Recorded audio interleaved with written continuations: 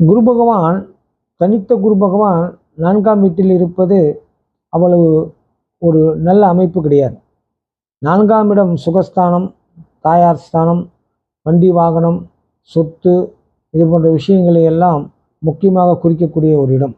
இந்த 4ஆம் வீட்டிலே தனித்த குரு இருப்பது அவர்களுக்கு சொத்து பத்து போன்ற விஷயங்களிலே பிரச்சனைகளை உண்டாக்கும்.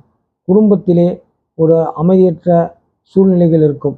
தாய் வழி உறவுகளிடையே பகைமையை ஏற்படுத்தும். இவர்களுடைய பூர்வீக சொத்திலே ஏதாவது வில்லங்கங்கள், பிரச்சனைகள் ஏற்பட்டு கொண்டிருக்கும். ஆகையால் இவர்கள் சொத்து வாங்கினாலும் கூட அதிலும் சில சங்கடங்களையும், சிக்கல்களையும், வழக்குகளையும் எதிர்நோக்குவார்கள்.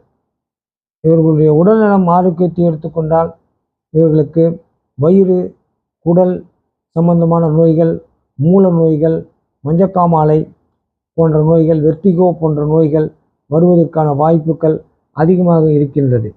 இவர்களுக்கு அடிக்கடி வீடு மாறுவது ஒரு வாடிக்கையாக இருக்கும்.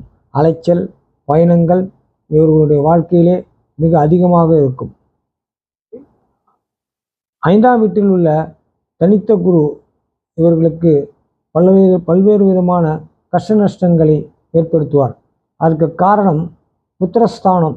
புத்திரஸ்தானாதிபதி காரகோ பாவநாஸ்தி என்ற ஸ்லோகத்தின்படி அந்த 5ஆம் வீட்டினுடைய ஸ்தானத்தின் பலனை குரு குறைத்து விடுவார்.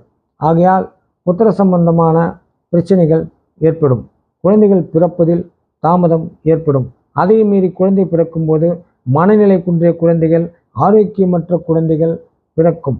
ஊனமுற்ற குழந்தைகள், ஆட்டிசம் போன்ற குறைகள் உள்ள குழந்தைகள் பிறப்பதற்கு வாய்ப்பு உள்ளது.